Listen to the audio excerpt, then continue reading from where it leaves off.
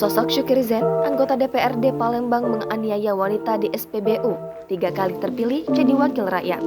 Nama Syukrizen ramai diperbincangkan setelah aksinya menganiaya wanita di SPBU Demang Lebar Daun, Palembang.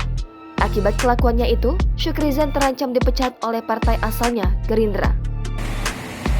Proses yang sangat tidak bisa ditolerir, yaitu penganiayaan, sampai bisa kami informasikan sampai sanksinya ke pemecatan.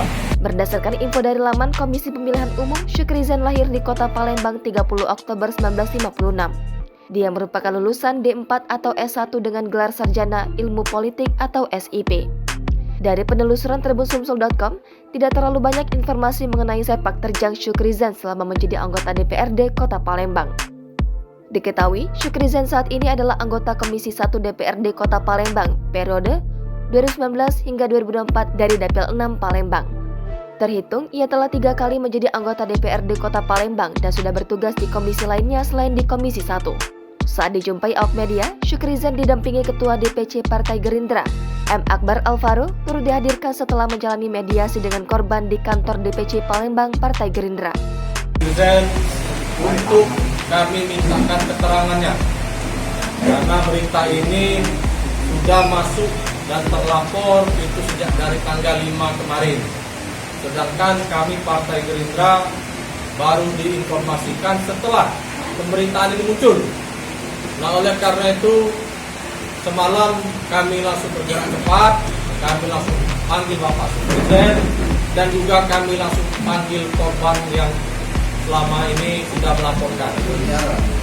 Untuk itu pertama, langkah yang kami lakukan dan sikap yang kami ambil pertama lakukan, kami Partai Gerindra Kota Palembang tidak mentolerir apa yang sudah dilakukan oleh Bapak Syukrizen sebagai public figure, sebagai anggota DPRD Kota Palembang, sebagai representasi Partai Gerindra Kota Palembang yang ada di tengah-tengah masyarakat. Dan kami pun sikap Partai Gerindra Kota Palembang akan memberikan sanksi tegas kepada Bapak Syukrizen, bahkan sampai sanksi pemecatan. M. Akbar Alvaro mengatakan tindakan yang dilakukan oleh yang bersangkutan tidak bisa ditoleransi oleh partai. Sanksi tegas tengah disiapkan secara tertulis bahkan pemecatan. Ia menjelaskan korban Nurmala sudah dipertemukan dengan Syukrizen untuk melakukan mediasi. Syukrizen juga sudah meminta maaf secara langsung dengan korban. Surat penjatuhan sanksi kepada Syukrizen akan dibuatkan besok. Proses tersebut akan dilakukan oleh Dewan Pimpinan Pusat Partai Gerindra. Setelah viral, Syukrizen akhirnya menyampaikan permintaan maaf kepada masyarakat dan korban. Dan kepada yang bersangkutan, aku juga sudah mohon maaf yang terbesar-besarnya.